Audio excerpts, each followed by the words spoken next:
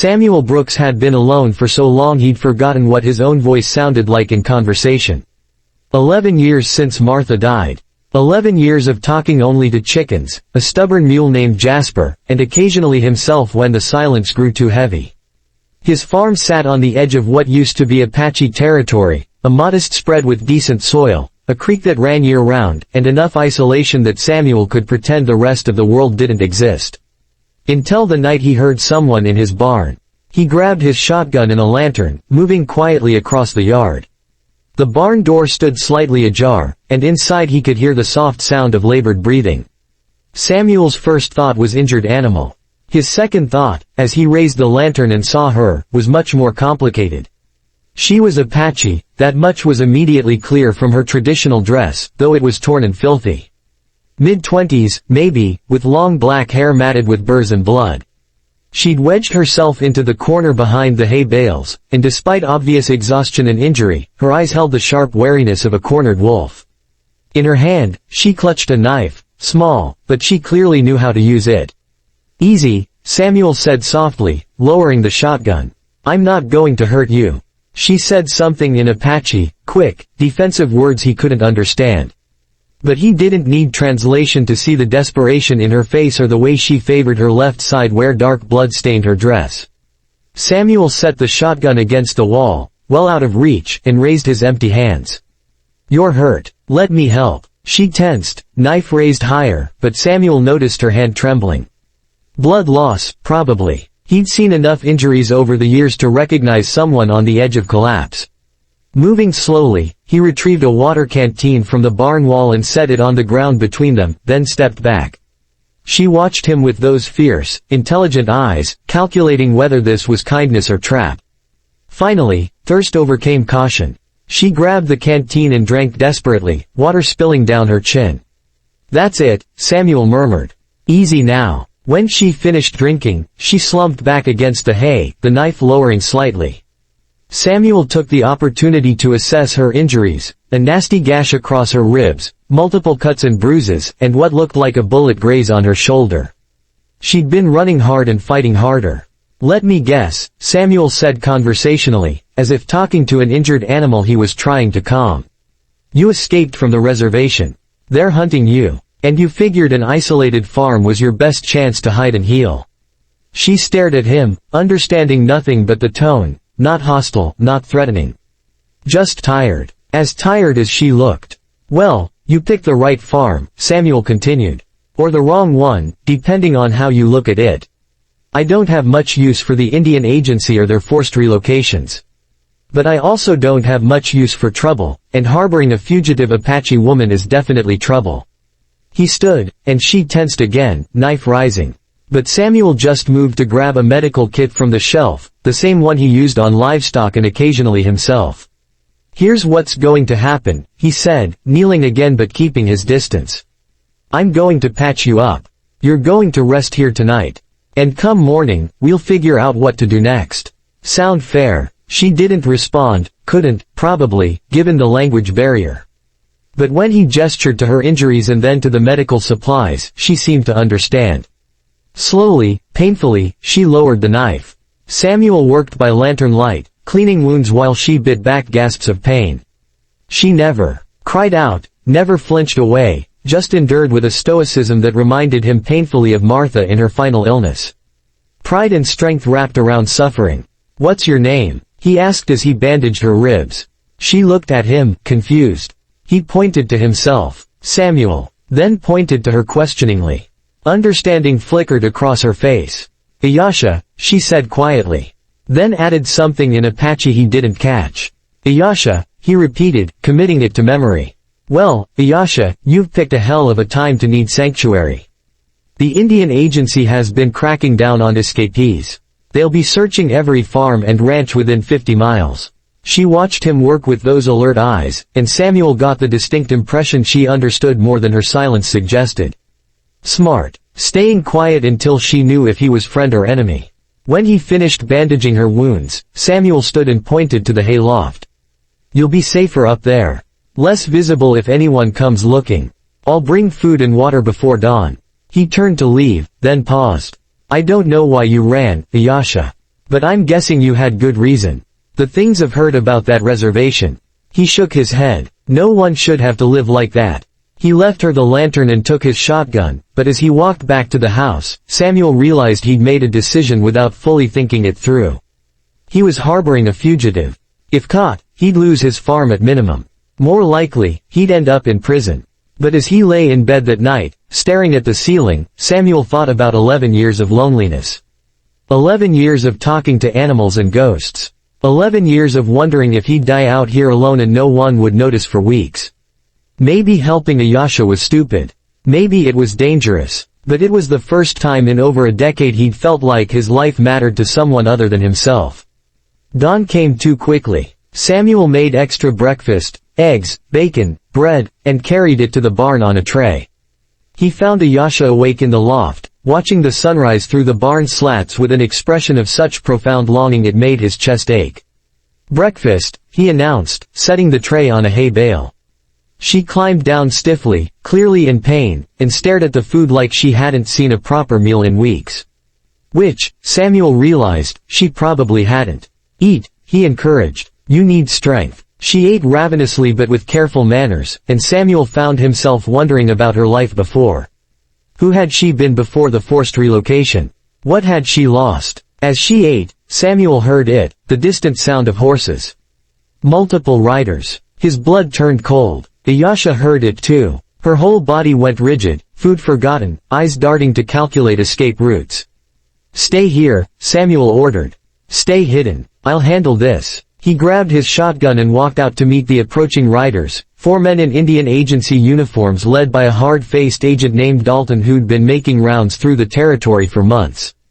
"Morning, Brooks," Dalton called out, not bothering with pleasantries. "We're searching for an escaped Apache woman. Dangerous. Killed 2 guards during her escape from the San Carlos reservation. You seen anyone suspicious?" Samuel's heart pounded, but he kept his face neutral. "Haven't seen anyone. Just me and my livestock out here." Dalton's eyes narrowed. "Mind if we search your property?"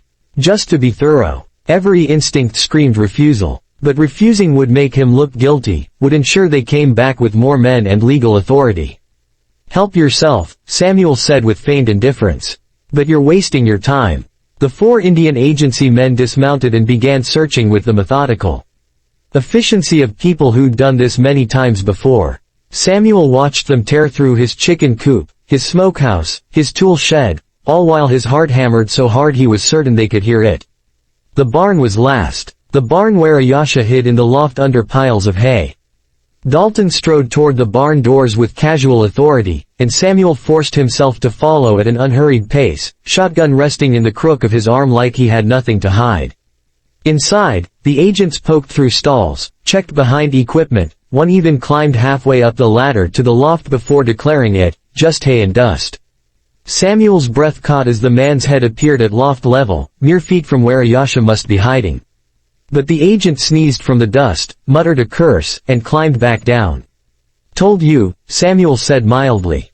"Nothing here but a lonely farmer and his animals." Dalton studied Samuel with suspicious eyes.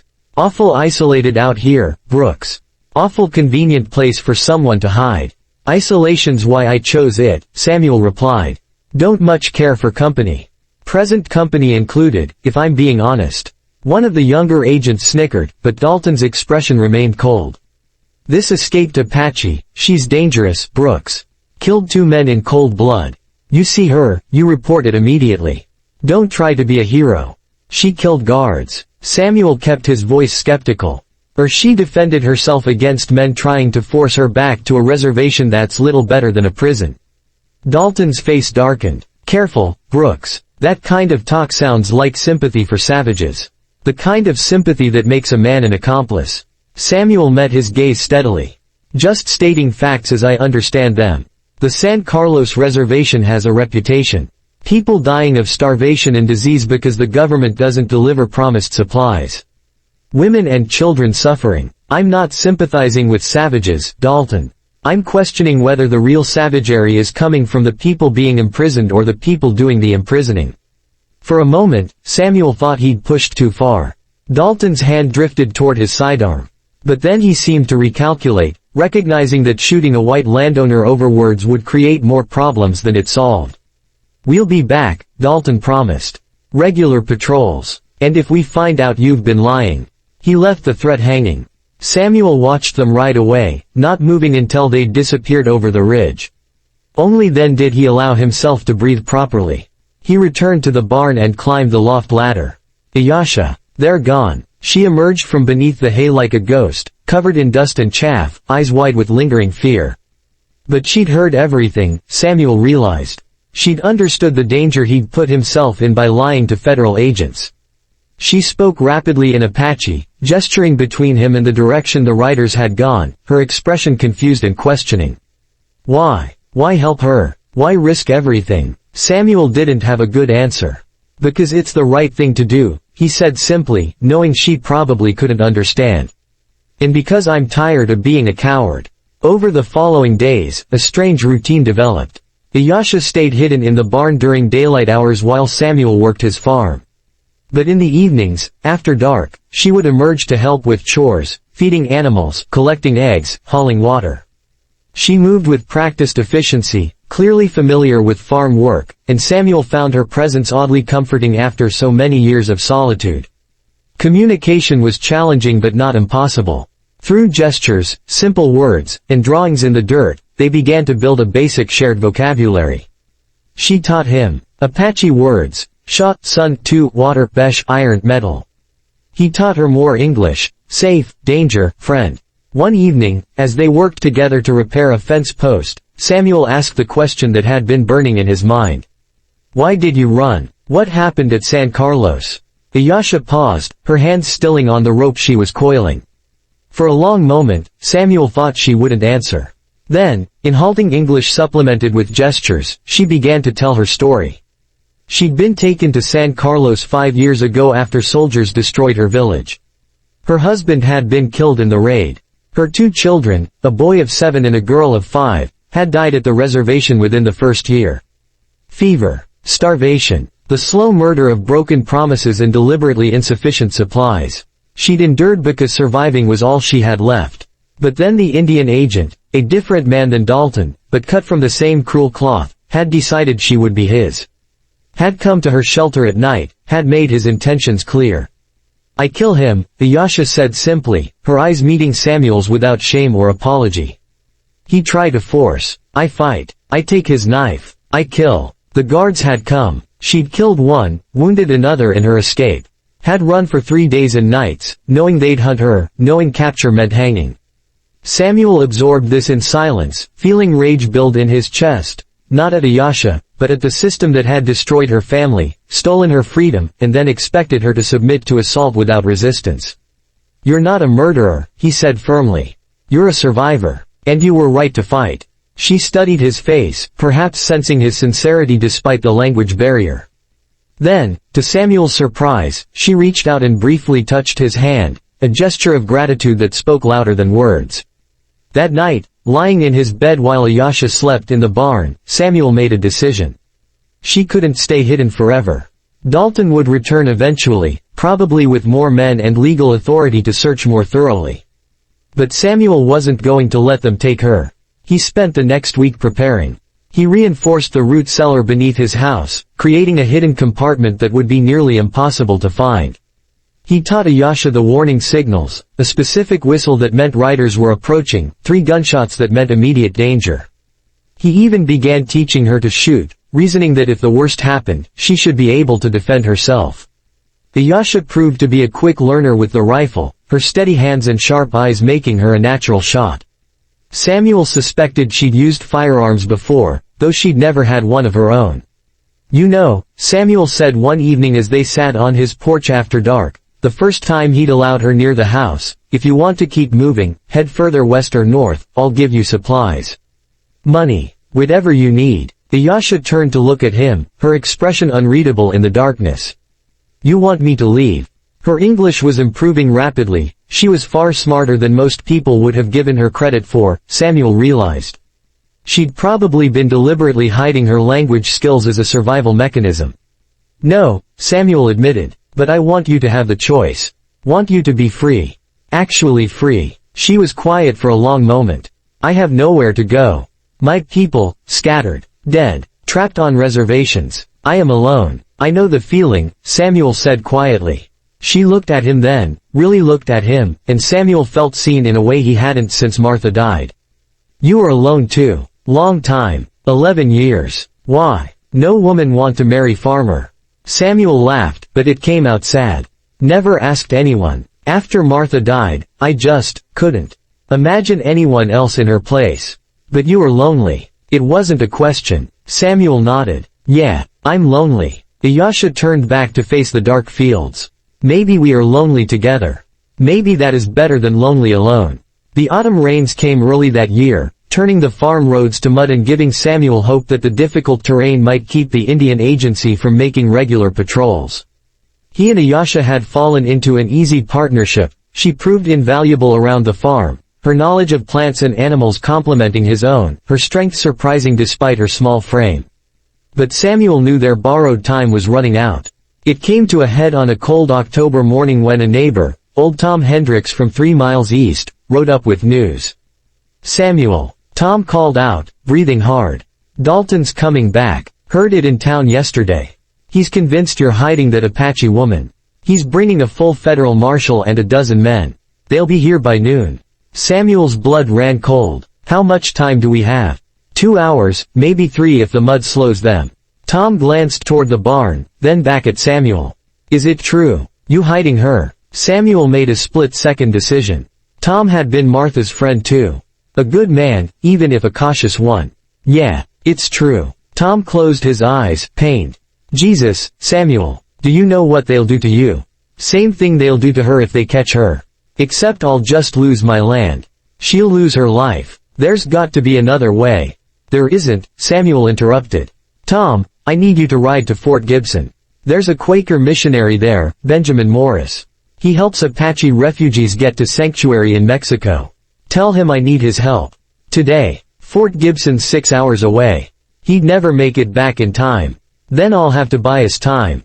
Tom stared at him. You're going to fight federal marshals. That's suicide. I'm not fighting anyone, Samuel said.